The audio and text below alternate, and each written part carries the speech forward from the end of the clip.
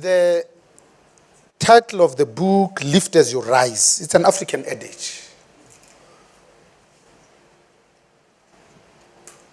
It simply means that we don't have to wait until we are CEOs, MD, presidents, or chairpersons of companies. But that we ought to extend a hand and lift as we rise. Because there's nothing more powerful, potent, and useful for the heart than the exercise of extending your hand down and lifting another human being. Ke lentsele nkutlwa hantle akere? Ha e senye ntwe. Kapa ke kgutlele morao.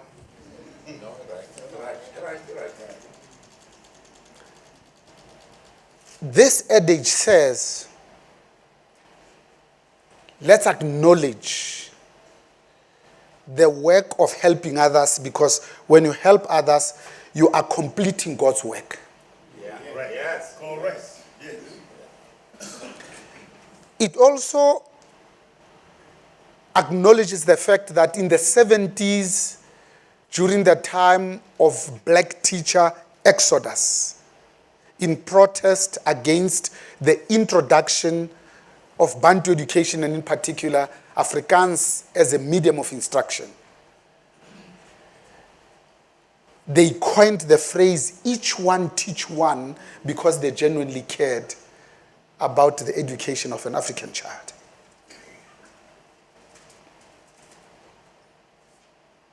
It's an adage that says to business, because business has a disproportionate voice resources, that you cannot be an island of prosperity in a sea of poverty. That the best amongst us lead with a heart of a servant. That servant leadership is not a leader that has many servants.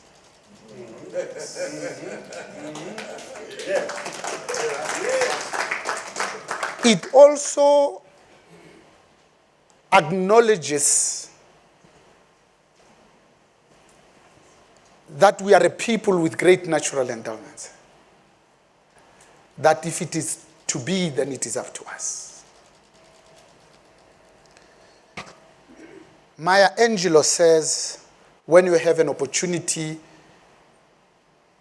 to learn, teach. When you are given, share. You know, nature is a wonderful metaphor for business, because nature does nothing for itself. Everything that nature does, it does for others. So the Japanese say, before you become a millionaire, make somebody else a millionaire. Imagine saying that kokatle homo ke tswante bar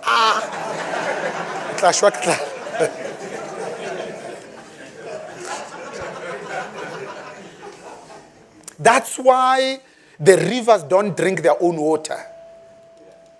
And the trees don't eat their own fruit. The sun does not shine because it needs the warmth. The flowers don't give off the fragrance because they themselves want to smell like Fontainebleau. But they do it to be enjoyed by others.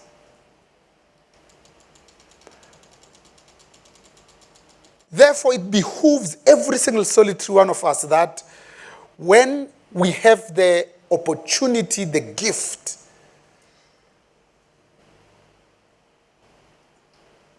to scale the dizzying heights of corporates, the more we should be lifting as we rise. That's where the title comes from. It's Lessons in Leadership. Tonight, it's conversations about leadership. Leadership at a time that the world is converging and disintegrating at the same time, simultaneously, concurrently, and in parallel. At the time that in the world we're seeing more unilateralism versus multilateralism.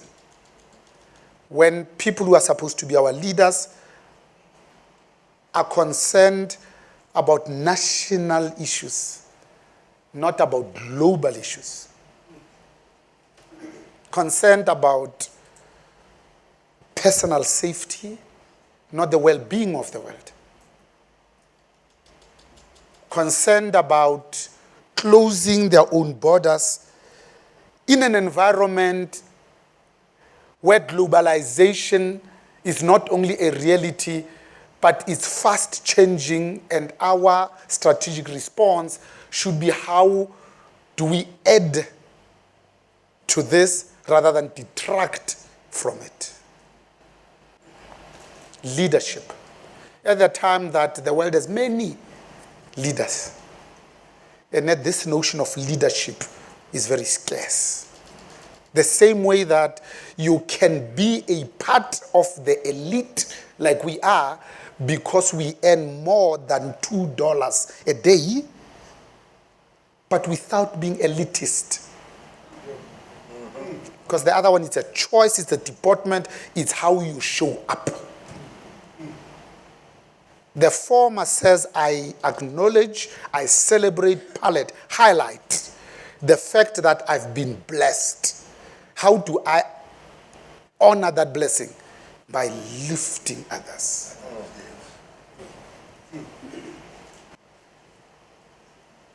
Leadership, at its most basic of definitions, it's simply how each one of us feel called upon to lead, that you are a leader. Now in business, we think less about feelings. We want hard data, facts, dispassionate truths. But listen to this definition. It says, anybody that feels called upon to lead is a leader. All you have to do is to feel.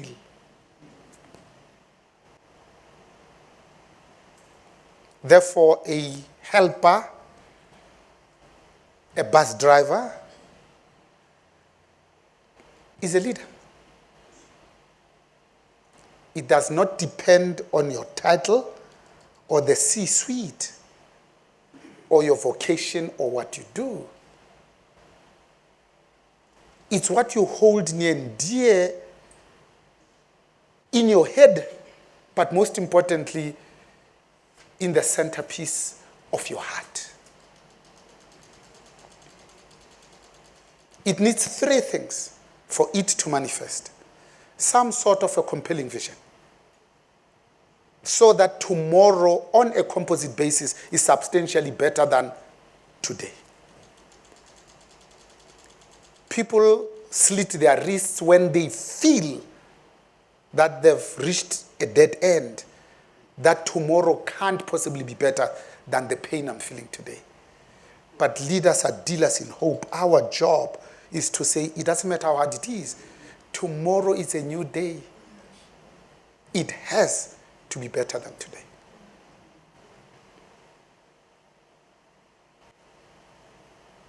Secondly, it needs courage.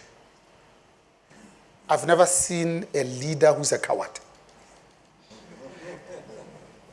The courage of your own convictions, to live your own truth, to speak that truth to power irrespective of consequences. That's courage. Hayi umkhonto wegwala waphelelecheni solo kawulola athi ngizakusakaza uzuphela umkhonto.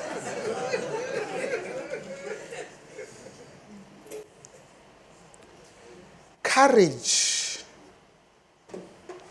not to laugh at other people's jokes. Courage to know who you are and where you come from and how you are rooted. When you start your own family in our culture, you get spoken to. Barba ulaya. How le munna bare uska ba leka. wa beya mosadi letsogo. During difficult times when you lose your temper, you remember what your uncle said. That's how we became men, not perpetual boys.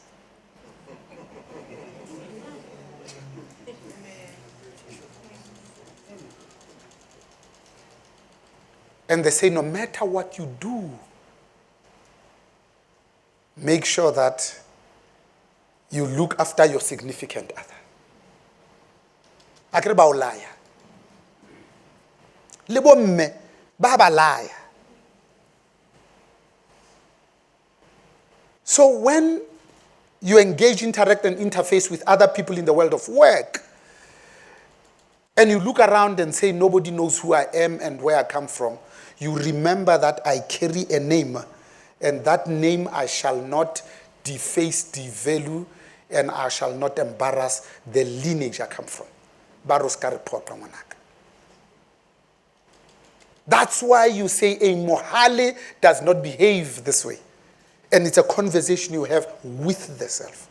You don't need anybody else because you remember what your uncle said at the time your rite of passage. That's what defines who we are.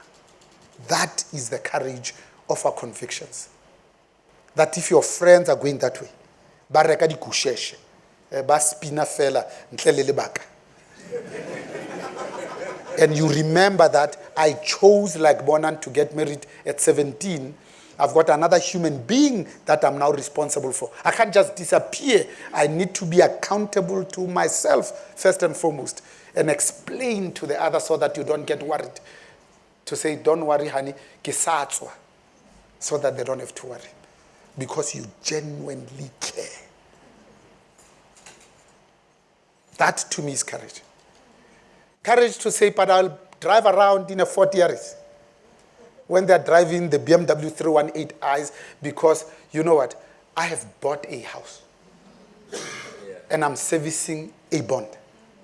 And when I get into that house, I look around at the neighbors and say, "Batamponela matswele, I need to put curtains."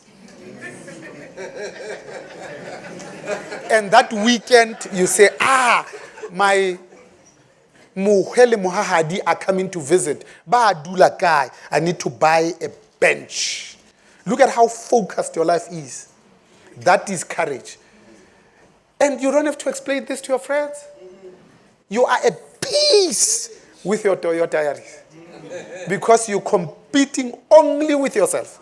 Yes. Not with others. That to me is courage.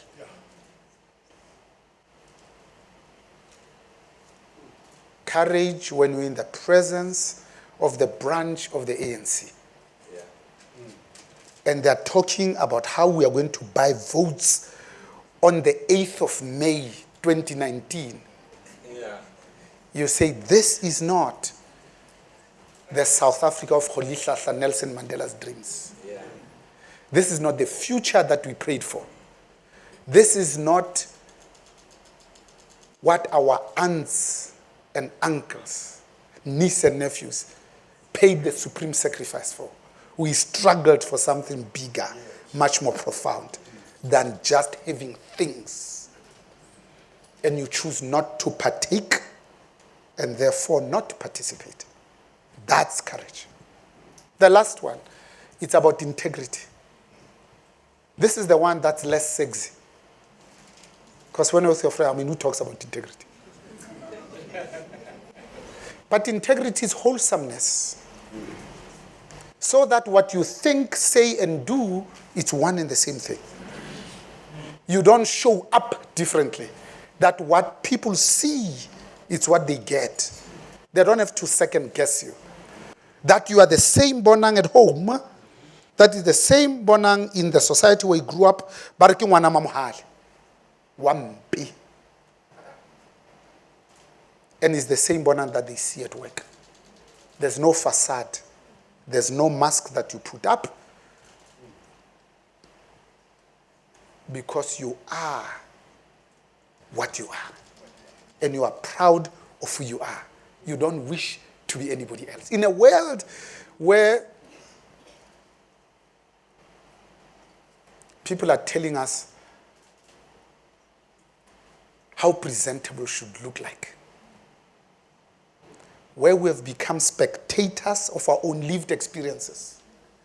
Where we don't even own the strength in our own names.